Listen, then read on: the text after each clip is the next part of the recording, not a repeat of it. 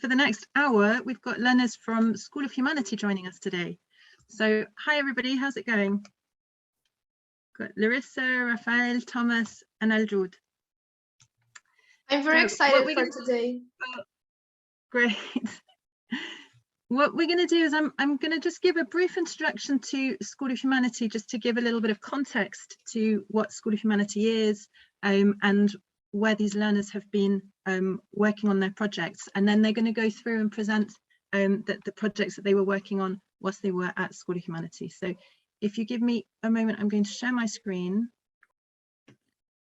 Okay, can everybody see that?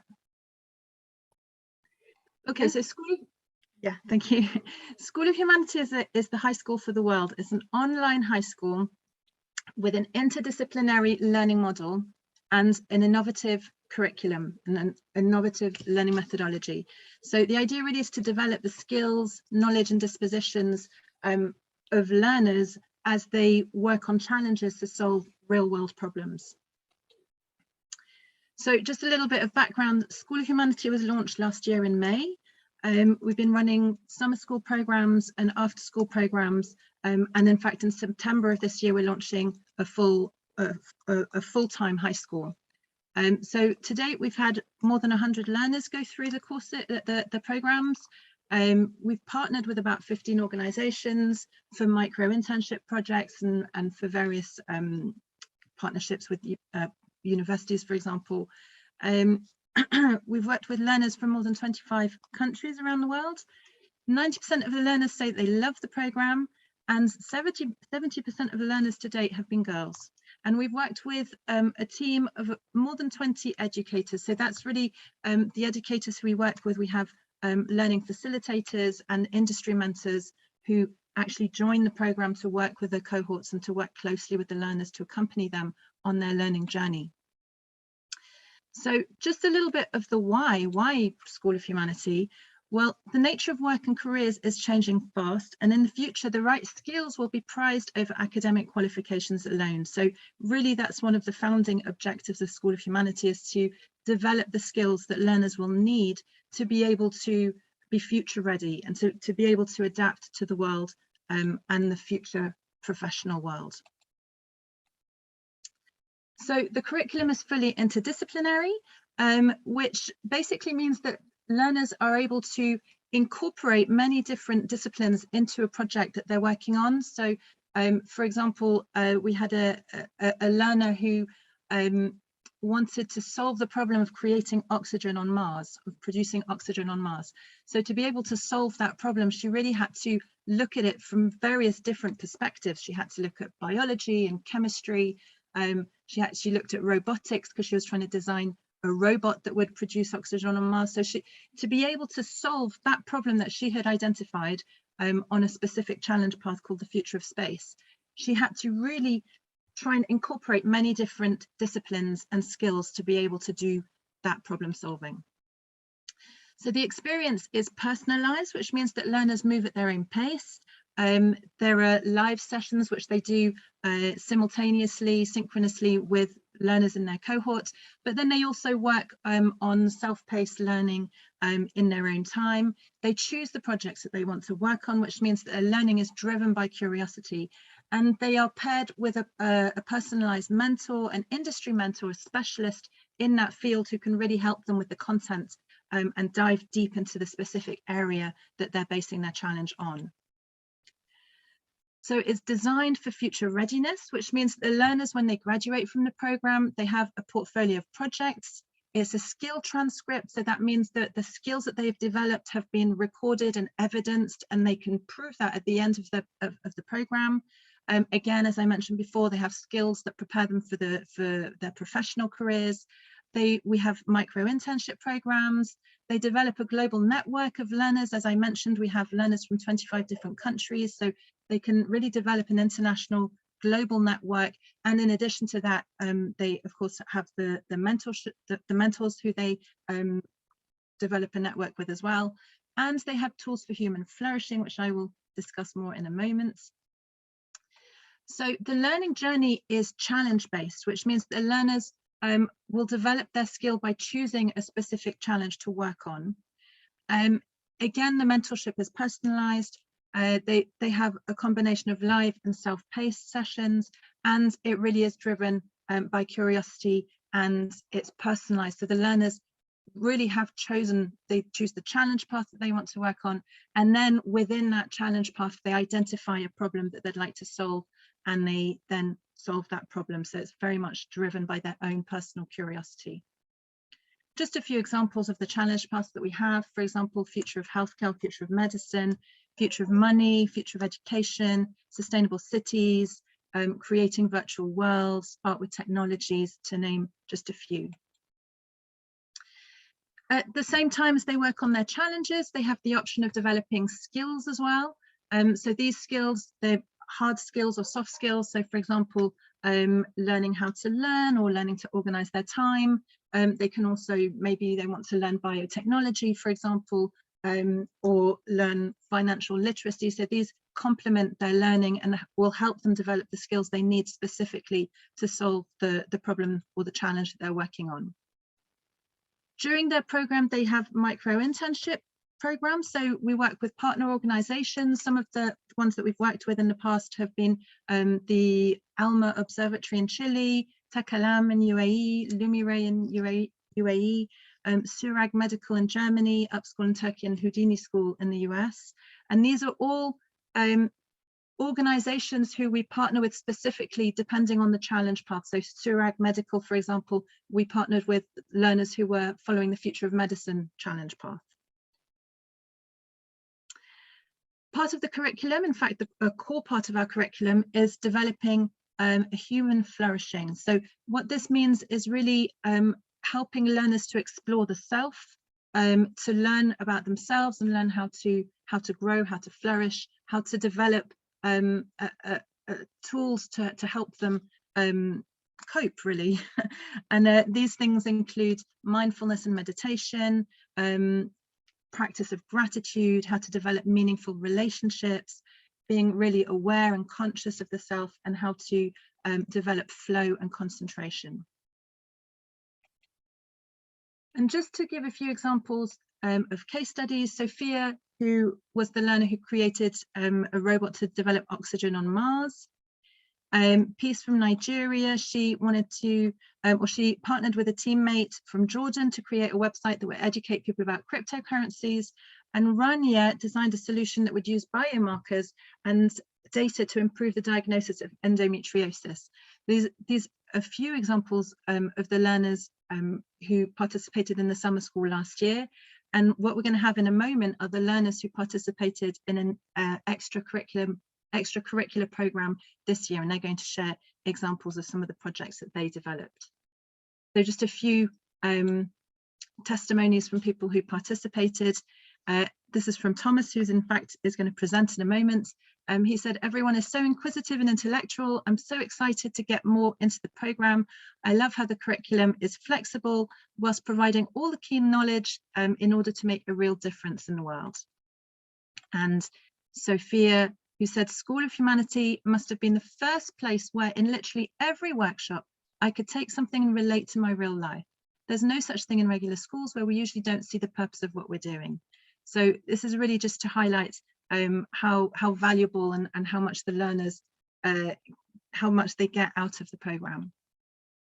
So we do have the high school launching in September, and applications are open. If you are interested, please have a look at the website, which is, I think I'll share it in the chat, and you can have a look at the website and find out more there, and have a look at the application process for the high school. Okay. So that was School of Humanity in a nutshell. And what I'd like to do now is to go through and present the learners who are going to present their projects that they worked on at School of Humanity. So we're going to start with Tom and Rafa. Are you ready, Tom and Rafa? Yeah. Excellent. Yeah. Okay, then over to you. Thank you, Claire. Okay, so hello everyone. My name is Tom. And today I will be Rafael. Awesome. And today we will be presenting our solution that tackles one of the probably the biggest challenges that we face in the online space at the moment, and that is misinformation. Now, misinformation is the spreading of incorrect information. Now, this can take many different forms, and many of the world's greatest problems actually comes from this. And so misinformation, its effects are very widespread. The environment, health and well-being, discrimination, and personal development, these 4 key aspects of our lives are all affected by misinformation. And we knew from this that this is something that we wanted to tackle. This is how we came to create Check It. Check It is basically a platform that helps people identify misinformation. And as you can see, this is our tagline here, stop, because I know we're all very busy, but sometimes we just need to stop and think about what's around us and what we're feeling or hearing or even reading. And once we stop, let's just think about it, you know? Even if you're not sure, why not check it? We're human, we don't need to know everything, and it's okay to just ask. These are 3 simple actions that we truly believe that can change the world. And Check It is a platform that simply encourages people to take these actions. And for this to be possible, it relies on 2 main areas. The first one is awareness and education. We believe that knowledge is the best weapon we have against this problem. And because of this, we want to educate people, not just in these generations, but also the next generations, the ones that haven't been born yet. And this is why our platform also has different resources and activities that aim to educate people about what is misinformation and why it's dangerous for us.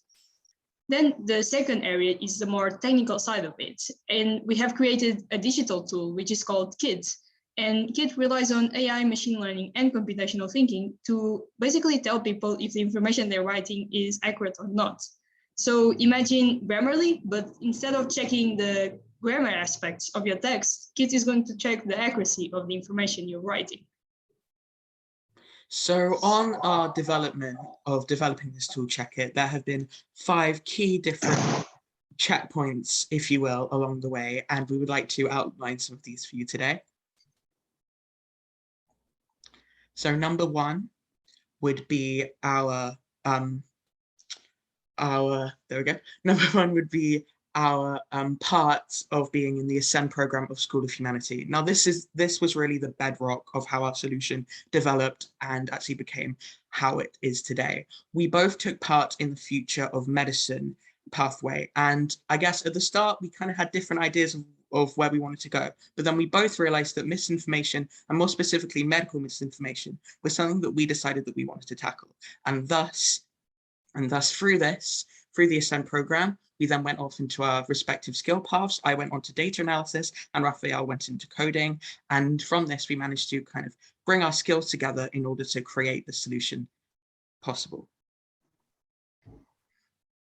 So the second stage was investigation and analysis. Now, it's important to mention that because we were in the Future of Medicine skill path and pathway, like our first intention was not to make this about misinformation in general. It was just about health misinformation, medical misinformation. So the mind maps, the graphics I'm going to show next, they're about that initial phase of the process. Of course, then later we did it again in a more broader perspective, but now we're going to be seeing this. So one of the investigation and analysis steps we went through was root cause analysis. This is an example of a why diagram. So we start with one simple sentence: misinformation circulates and spreads fast. And then from here, we're going to ask why. Why does this happen? And we're going to put out as many reasons as we can think of. And we're going to be consequently asking why. And this hopefully will help us to get to the root cause of the problem we are tackling. Then we also did a systems analysis, because misinformation is a problem that affects several areas and it's provoked by several areas. For example, by the algorithms on social media that we all know about, or by the lack of digital literacy, or even by our own minds that find way more attractive information that is just straightforward instead of accurate. Of course, sometimes information can be straightforward and accurate, but that's not usually the case, which is why misinformation is so appealing to us. Then we analyze the stakeholders. So who is affected by health misinformation and who benefits from it? And obviously who is affected is pretty straightforward. The patients, the doctors, hospitals, pharmaceutical companies, and every healthcare professional, or even the families of the patients. Imagine someone who has just been diagnosed with cancer and they go online looking for information, and that's completely fine. It's normal. They're just curious about it. And then they find this clinic that advertises for a successful treatment using ginger instead of chemotherapy. And they are aware of the dangers of chemotherapy, so they decide, why not give it a go? And with this, they can be putting off treatments that can potentially be life-saving. On the other side, we have social media companies and other companies that profit from selling items that prey on people's belief in information. Also have certain political groups that profit from undermining the authority of the current government, and also the people who produce misinformation for money and fame, basically. So after all of this root cause and system analysis, we were finally going to have to work on our solution. And this is basically a plan of what we had to do. We decided we wanted to create a validation method for medical information. And for this, we mapped out what skills we would need, what were the resources, how it would work, and why did we want to do it? What system and root cause problems it tackles, what was its purpose, and the people and organizations that it involved. So after laying out the different ways that we wanted to approach this problem and kind of coming to a consensus on how we wanted to produce it, we then had to prototype it. Now, this was definitely the part that took us the longest, but I would definitely say it was the most fulfilling. It was so incredible to actually see our solution come from just kind of some ideas on a mind map to actually being a physical product that people could use. So we decided that we wanted to put our validation system on a website. We actually did a survey and we found that 97% of people would actually prefer it to be a website over an app, which we found quite interesting. And yes, and our website contains lots of different other resources that people can use and access, not just the algorithm, which Raphael will go over shortly, but it has tips and tricks in order for people to find the most trustworthy information, and also a bank of links that can take them to more trustful information. For example, the UN, the CDC, or the NHS. So now we're going to be talking about the technical sides of our solution. We call it here Kit Junior because it's technically the first version of Kit. So this is a very simple pseudocode that kind of shows like a chart that shows how the algorithm would work. So the input would be a keyword and an article or piece of written information. And these keyword lists, they are basically lists of words that are very associated with misinformation, such as, for example, vaccines cause autism. So what the algorithm is going to do is going to analyze the information. And if it finds these three keywords, for example, here, it's going to flag it as orange. This is what we hope it is a pretty straightforward color code, where green is for information that we can probably trust and red is for information that we should not trust at all. Okay, so number 4 is reiteration. So once we actually developed our algorithm, we wanted to test it out and see see how we could branch out and maybe access other opportunities. One of these other opportunities was the Be a Pirate Challenge. So the Be a Pirate Challenge is a challenge made by the Moonshot Pirates, and it's really trying to get youths to be innovative and kind of act upon their desires to make the world a better place. We were actually a finalist in this challenge, which was a great honor, and it really showed that our solution had promise, and that I guess it was accessible and needed in the world, which was great because it's still. It was also in the Be a Pirate Challenge that we decided to make our solution more broader, not just about health misinformation, but about every kind of misinformation. And to do this, we had to make a few changes in our algorithm.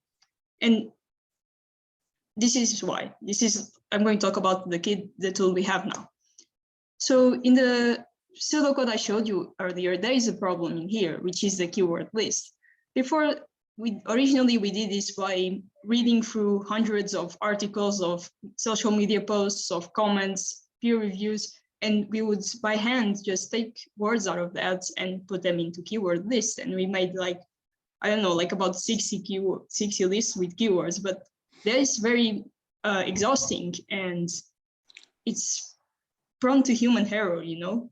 So we decided to create an algorithm that would rely on machine learning and AI to create those keyword lists. And in here, what we would use as an input would be written tests and the comments and peer reviews and semantic similarity. So this algorithm wouldn't exactly be analyzing the text itself, but the comments and the reviews that it had. And you would do this by semantic similarity. And if the feedback was positive, so if the comments were positive and they were agreeing with that information, the algorithm is going to stop because it's not going to consider it misinformation.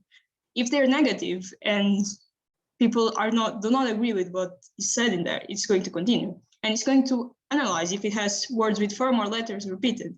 So that we avoid words repeated, such as connectors. Like a lot of times you have ands or pronouns repeated a lot, and we don't care about that. So if it doesn't have word repeated, it's also going to be not considered misinformation. If it does, we're going to see if these words are in the same semantic context. And if they do, the output would be a list of words in the same semantic context. Now, we're going to get these different lists of words in the same semantic context, and we're going to use semantic similarity again. And we're going to use this to analyze the list of words. And we're going to see if there are words in different lists that are in the same semantic context. If they're not, we just get those lists of words in the same semantic context, and they become a list of keywords. If they are, we're going to see if there are words repeated. If they're not, again, we just get those words and they make a list of keywords. If they are, we're going to eliminate the copies and then we get another list of keywords. So this is a very simple algorithm that allows us to very easily just get tons of lists of keywords that we don't have to do them by hand.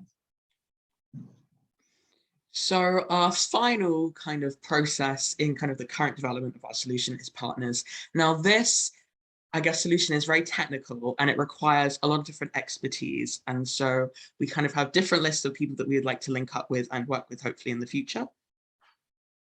So some of these include people who have experience in machine learning, coding, AI, and web development, because I kind of guess at the moment we've kind of got some very basic ideas on these, but we definitely want to expand our horizons and make this solution as accessible and usable as possible. So what's next? As Tom was talking about partners, Check-It is a team effort and we want to keep it that way. And besides, we're just kids. We don't really have most of the skills that this solution requires to become a reality. Then we want to build an MVP to finally get our idea running.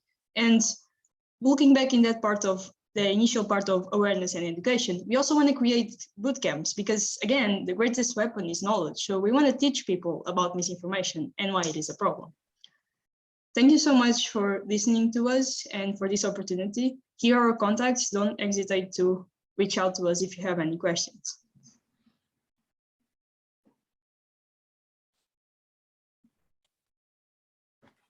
That was brilliant, Tom and Rafa. Thank you. That was amazing. So I wonder if anybody has any questions for Tom and Rafa before we move on to the next presentation. I'd like to make a question, Claire. Please. First of all, congratulations. For a moment, I was doubting if you were students or you were actually like mentors or professors. So excellent presentation.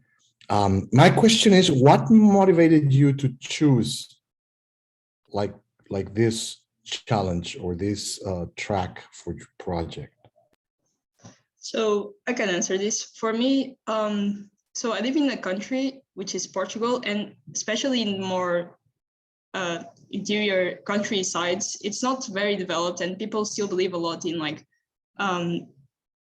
traditional medicine. So they believe more in the ointments and the cultural things that exist than in actually going to the doctors. And while that works sometimes, and I'm not saying that it doesn't, for some people it does, these people, especially older people, they were just refusing to see a doctor for any kind of reason. And I see that in my family. My grandpa, he's very sick and he always refuses to go to the doctors because he just says that, oh no, if I go there, I'll get even sicker, because there's just no trust in the healthcare system. And that for me was a very personal topic. And that's why I decided to choose this topic. And I guess for me, So when I first started the future medicine path, I kind of wanted to go down the ethics of medicine. I wanted to see kind of how maybe the future developments in biotechnology would maybe question our kind of ethical standards that we have. But then obviously the invasion of Ukraine by Russia, that kind of threw a spanner in the works, because then I started to see a lot of information on Instagram and on Twitter, a lot of information which I knew in my heart and kind of other sources debunked. That information was not true. And I realized that the pace that misinformation can spread is just incredible. And I knew it was something that then I wanted to tackle, because then I could still implement some of the more ethical concerns into it. And yeah, I kind of realized that it would be a good all-encompassing topic to tackle, and you could come from it from lots of different angles. All right, thanks for your answers. I mean, excellent. And you mentioned that you may be like lacking some skills. My diagnosis is that you exceed the intended skills, because this was not about, about the coding and about all of that. Your critical thinking, your project planning and project development skills, and your presenting skills. I mean, they are awesome. This is a great project, and I wanted to keep contact with Claire, like to see if we can be of any aid in this process if you choose to continue this project. Thank you so much. It's a project I would love to see like out there, Awesome. Congratulations. Thank you. Thanks, Arturo. And well done again to Thomas and Rafael. Okay. I'm going to move it across to Larissa now, who's going to present her solution, her project that she worked on at School of Humanity. Larissa? Thank you so much for this opportunity. I'm very glad to be presenting my solution that I developed during School of Humanity. So first of all, I just want to give you a quick introduction of who I am. So I'm Larissa Moreira, I'm 18 years old, I'm from Rio de Janeiro City, Brazil, and I've been always in love with recombining subjects to solve global social issues.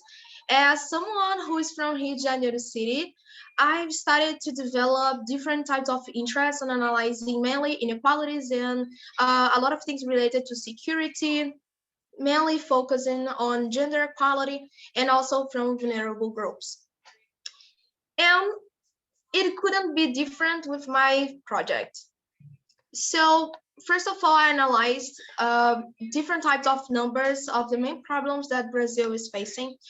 And I want to ask you, did you know that during the first year of pandemic, 1 in 4 women in Brazil suffered domestic violence?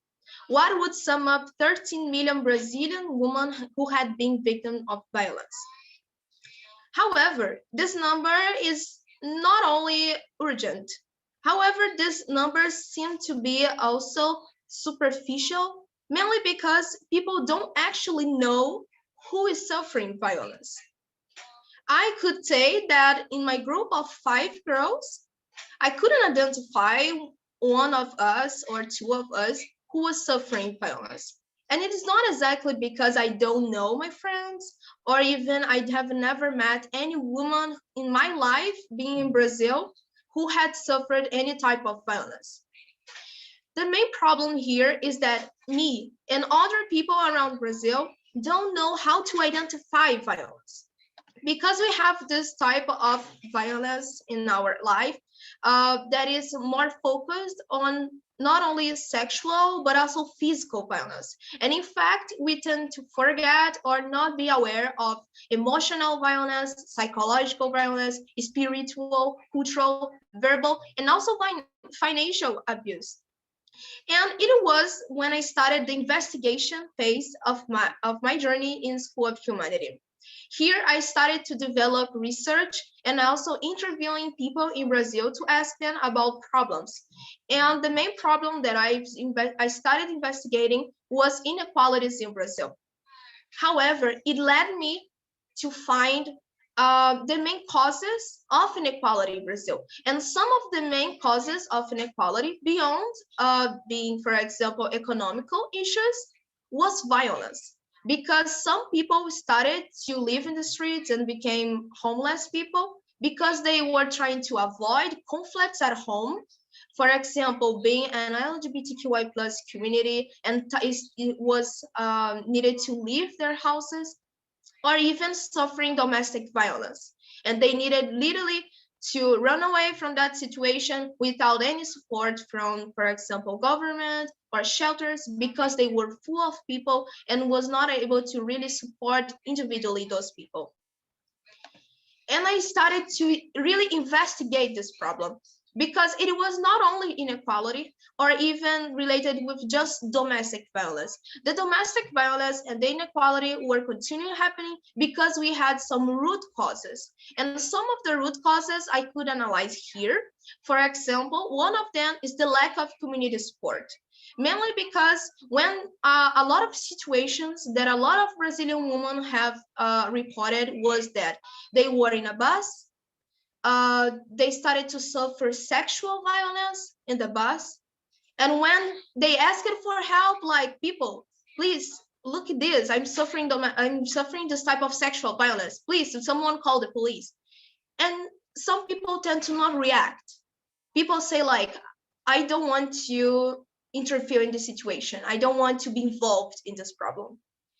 And it not only happens on bus, it happens on streets, it happens at home, with a familiar being constant that there are people in their family suffering domestic violence, and they don't do anything to support directly this person to stop that situation. And it happens everywhere, in schools, in hospitals, everywhere, because violence is everywhere. Remember what I said, the violence is not only related with physical, with sexual, it is also including psychological, cultural violence, spiritual violence, and other types of violence that even include the workspace. Also, the lack of confidence and safety to report. A lot of people cannot have effectivity of protection. I'm going to tell you a case that happened in Brazil.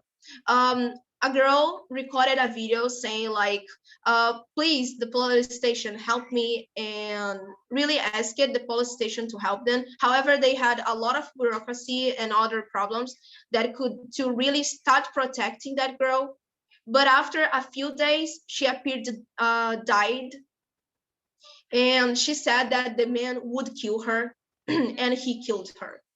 So it is a problem, because there are a lot of bureaucracy. There are also a lot of types of problems, because we have, as I showed you, a huge number of people suffering domestic violence or other types of violence. And the police stations are not really able to control all the situations that happens in daily life. Also, people don't also report because they suffer intimidation by the part of the aggressor. If an aggressor say, if you report, I will kill your son, I will kill your mother, what would you do? Would you really risk the life of your family to report the violence that you are suffering? It is hard to have empathy in these places. However, people tend to blame a lot the victim, what actually is not the correct thing to do. Also, it relates that people don't usually interfere in the situations, and also if you want to take the action, you suffer intimidation, and also the protection actions are not effective.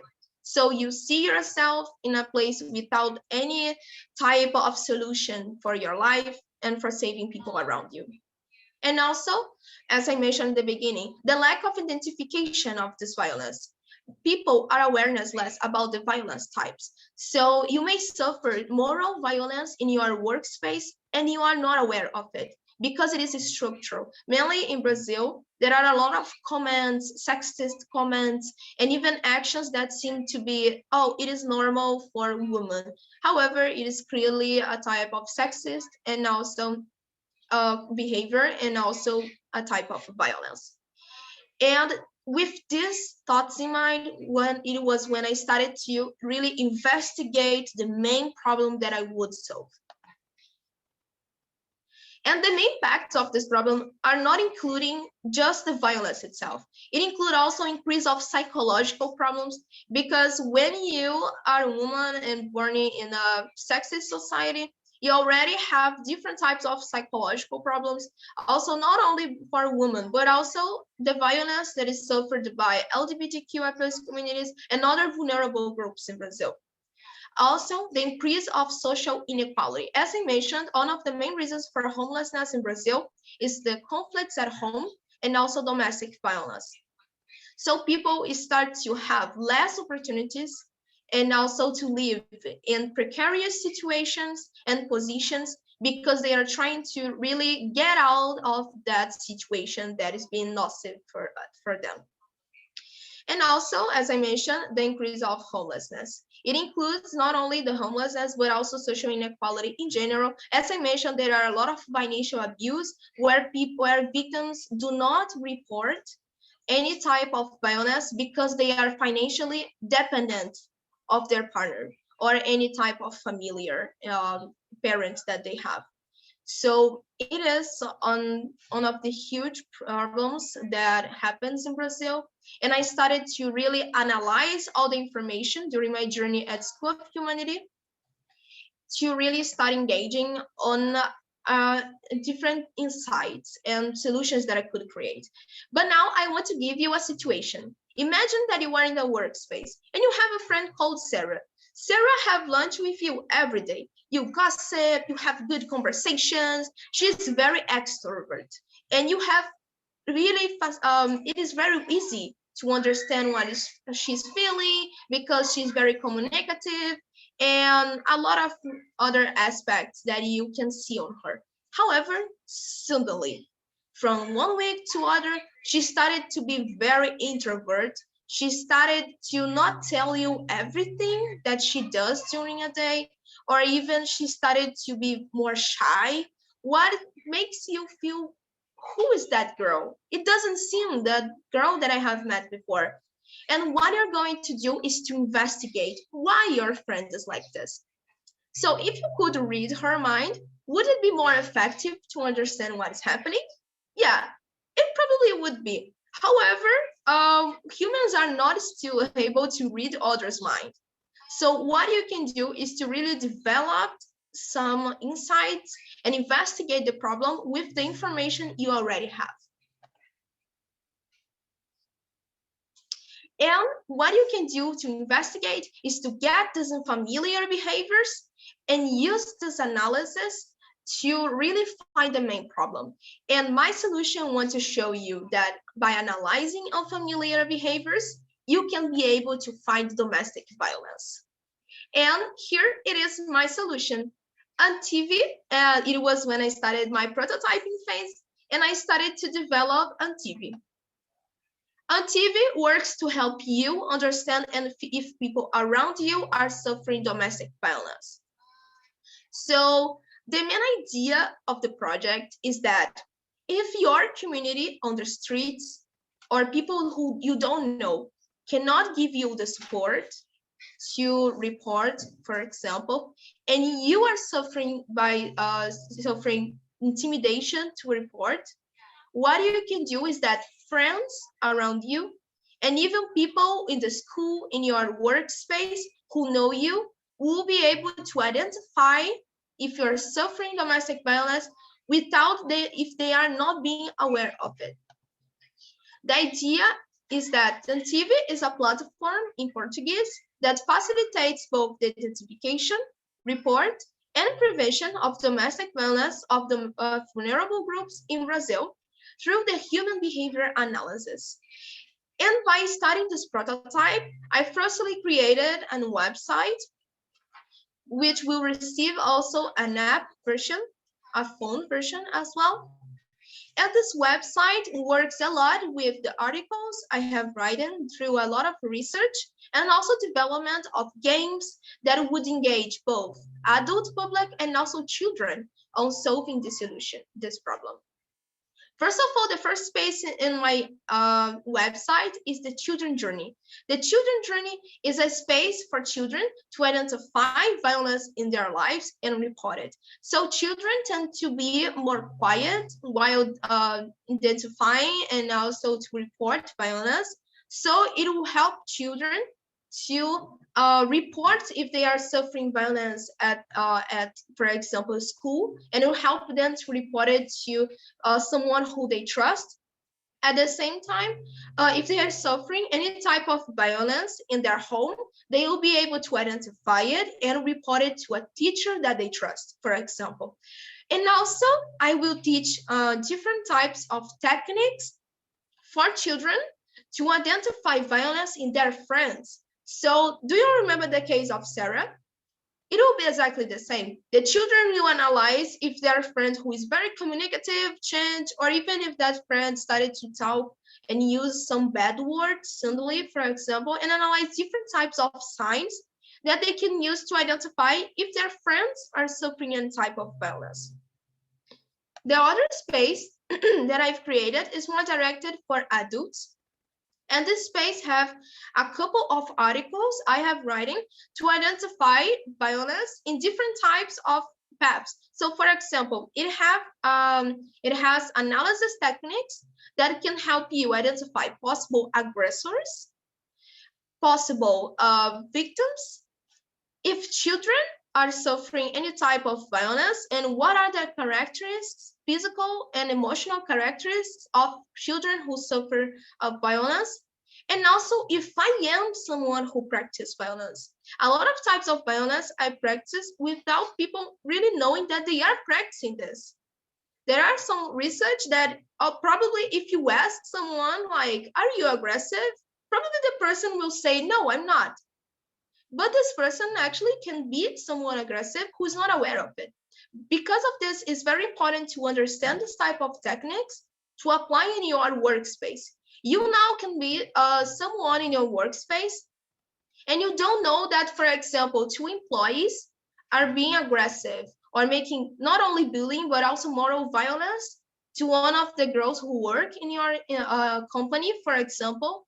And what you need to do is to use this analysis techniques to really understand what is happening and identifying the problem, or even identifying the problem before the worst happened. Identify some weird behaviors that can lead to death and really physical violence even. And also we have a space to combat violence for children and also for workspace that use education studies and games that helps people to detect violence and promote practice against violent behaviors. So we're going to teach employees how to control their emotional intelligence. And also we're going to make some games that can help people to detect violence. So if you see, for example, someone who always never talk about their, I don't know, their wife, or never talk about their husband, it is weird, because sometimes when we talk about our family, it's because we create a care for it. So in some way, we really need to really understand what is happening in different perspectives. So it was my solution, and my main plan for the future is to make this not only an online platform, but make this a training in person, visiting schools, mainly schools in the poorest neighborhoods and underdeveloped neighborhoods and zones in Rio de Janeiro city, and also aware companies to capacitate people and aware children. Imagine in a world that teachers are capacitated after graduating from a university, or even before start teaching and leading with people, if they are literally taught how to understand how violence happens in children and also in their co-workers. I will give you an example that happened a type of lecture in a school talking about violence types. And it was even a new, it surprised all the school, because after the lecture, some girls reported that they were suffering violence. And it was about children with like 10 years old, 6 years old. So like they were really, really young. And it is a proof that since our early childhood, you can be able to really identify violence. But people should be prepared for this. And not only talk about violence when it appears on TV, or in the social media with really cases that scares a whole community. But also be taught in schools and companies and family and our houses how to deal with violence. And I want to talk a little bit about the mindsets that I've developed during developing my solution. First of all, root cause analysis. Secondly, design innovative thinking. It was very important to leave this cliche of trying to solve violence, trying to arrest aggressors.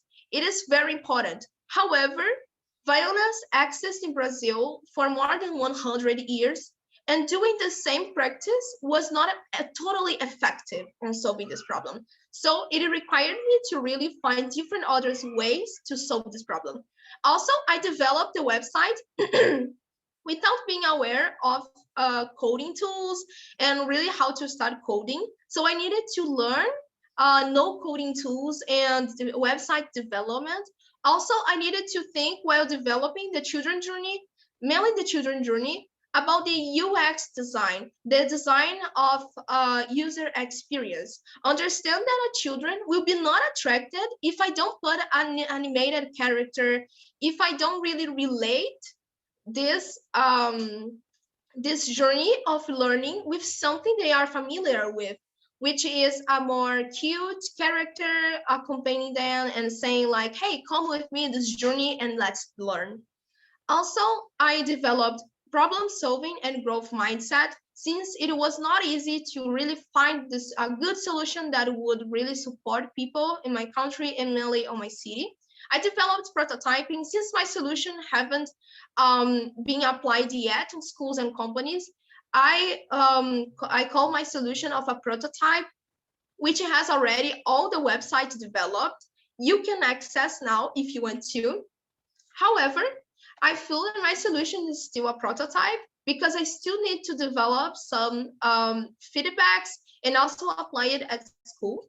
And also I developed learning about human behavior studies, since I've talked with a lot of psychologists and people who gave me feedback about my solution. And I learned a lot in the process of producing different articles and instructions for people. So I just want to say thank you so much for listening to me. Thank you so much for this moment to talk about problems in Brazil. It is very meaningful for me. It is something that I deal with every day in my daily life. So talking about this and talking about my journey at School of Humanity, developing a solution for this problem means a lot to me. And I really hope you enjoy it. You can contact me, we can connect, you can access the website, connect with me if you have any questions. So thank you so much. Amazing, Larissa, thank you so much. I'm going to pass it straight on directly to Aljud so that she can present.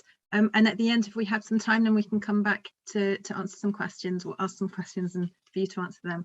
Okay.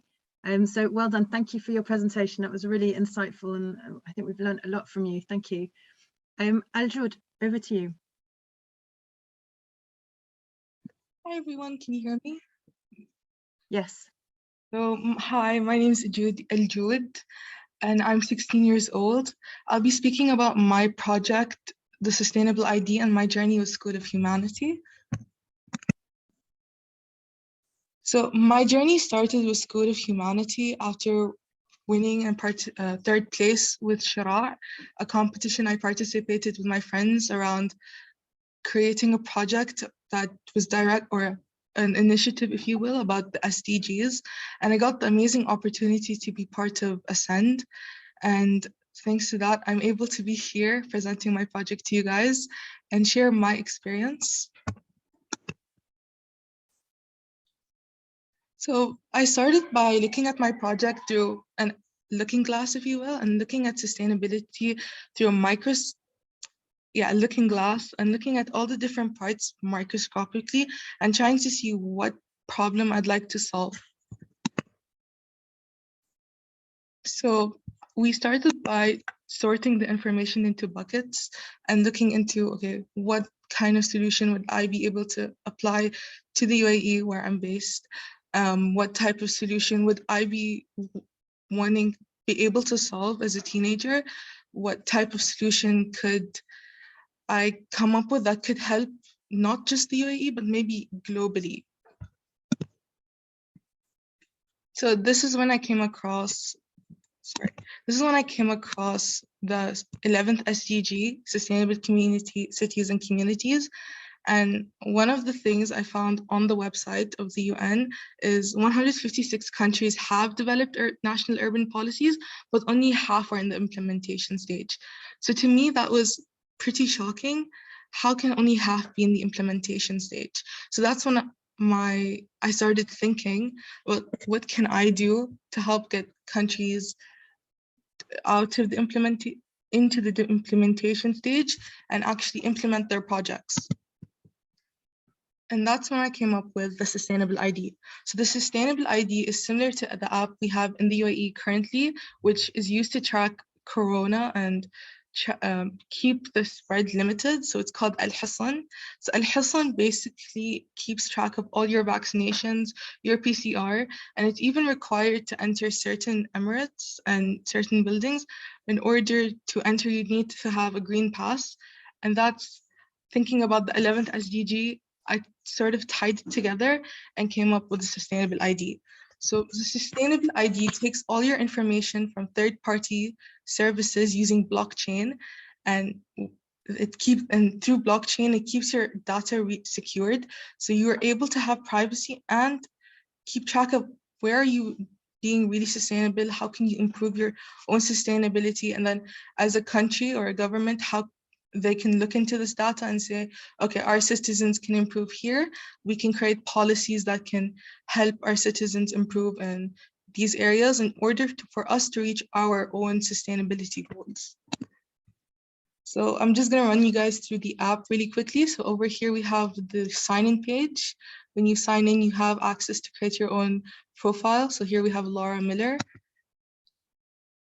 So your homepage so this is your homepage. So over here you have your sustainability meter, where it's all of these little things, water, energy, which are data taken from third-party services combined, and self-survey combined to create a score of how sustainable you are. So Laura Miller here has 76%. And if you look over here to the categories, over here, water, she's checked 21 markers out of 25 markers that she should have in order to be sustainable in terms of her water use. So here's a diagnostic page. There are diagnostic pages for each different category. So over here is your water. So your water here has how much water have you used at your home, and then has percentages, charts that help you understand where you're using your water. And then one of the features I really wanted to add onto the app is things that can help you instead of giving you the problem. I also wanted to give you a solution. So reduce your water consumption. Maybe you can install more efficient water fixtures or install water-saving shower heads. So this is the big part, the ID. So this ID allows you to, so similar to Al-Hissan, where you have to scan your ID to enter somewhere, it gives you a QR code. The Sustainable ID does that, and it will allow countries or citizens for you to check into certain places, and it can even give you access to rewards, which is a way to encourage people to want to recycle and take a step up in their sustainability. So just to really quickly reflect on my project with School of Humanity, I honestly had to say it was really difficult to choose the project I wanted to solve, because there are so many problems you can choose from, and I couldn't choose one, but thankfully I did, as you can see. But I did find that that the project was really fun to create, and I had so much fun going through all the little steps with School of Humanities. And for that, I'm super grateful for Claire, Raya, Kata, and our mentor. So thank you for your time. Thank you. Amazing. Thanks, Alja. That was a lovely presentation. Thank you for sharing the Sustainable ID with us. So I think we do have a few minutes before we pass over to the next group of speakers. So would anybody like to ask any questions to any of the School of Humanity learners? I think there was a question for Larissa from an attendee, yeah, you're there, Larissa. So I'm going to open the microphone for Valeria Casillas. She's a presenter in a past gift session, and she joined, and she wants to ask an interesting question. So go ahead, Valeria. Hi. Well, I'll ask you a question I did before. Has this experience been an influence in your education or your life choices? Is that question for everybody? Well, I think it applies for everybody. Yes. Yeah, I think so. Yeah. Yeah, it applies for everybody, but I did it for the last presenter because it was like really interesting what she was talking about. Yeah, but I think it would be great if everybody could comment about that. Yeah, I mean, this is a very interesting question. Thank you, Valeria. Who wants to start? I think I can start. I will do very quickly. So actually, it was kind of based on personal experience. I can say that it was not like about myself, but as I studied in a public school in Brazil, in the west zone of Rio de Janeiro city, I saw that I saw violence. Like I saw people suffering moral violence between student and student, and people talking about what they suffered at home. As we were in school, we were friends, and people were very talkative. So sometimes they really talk about the things they were suffering. Another person, I had a friend who was raped, and she suffered bullying at school, and it made me cry a lot. I was in the 7th grade, and she was like 12 years old, 13, and it shocked me a lot because I know that I was one of the only persons in that school that knew about this problem, and I couldn't do anything for her. So it was something that shocked me until today, and I know that there are more people like her. I would say this. Thank you for your answer. Thanks. I'm just going to say, I think it definitely shows your passion and your personal attachment to this problem, and you know, you have a very activist approach to how you want to solve it. So that really comes through. Sorry to interrupt. Would anybody else like to answer that question? I would like to, but can I just ask to someone to repeat the question because I didn't understand it? Yeah, sure. Has this experience been an influence in your education or your life choices? Thank you. So I think the experience of going through School of Humanity and solving a problem did help my education a lot and my life choices, because I was genuinely thinking more outside the box, and I was thinking, what can I do to help? What can I do? What's already there? So I think going through School of Humanity and having the ability to solve a problem helped me kind of develop as not just in my education, but as a person to really question things. I hope that answers your question. Yeah, thank you so much. Tom and Rafa, would you just quickly like to add a comment before we close our session? Yeah, I would definitely say that my experience at School of Humanity has definitely given me direction. I guess in kind of a normal school system, although, you know, we kind of have different subjects, they're not as interdisciplinary, and so it's kind of hard to see how the world kind of works together within the different subjects. But I really like how School of Humanity is very challenge-based, and from that I've kind of been able to find what I want to do and kind of discover what challenges I'm passionate about, and misinformation was one of them, and that's kind of how this project developed, and I know that I kind of want to go into that now in my life, which is great. Lovely, Tom, thanks. And Thanks. Rafa?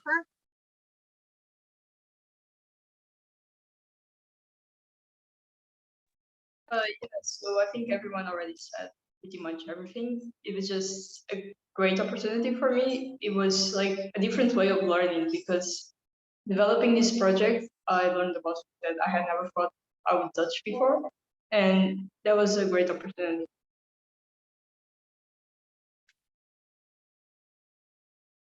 Okay, thank you, everybody.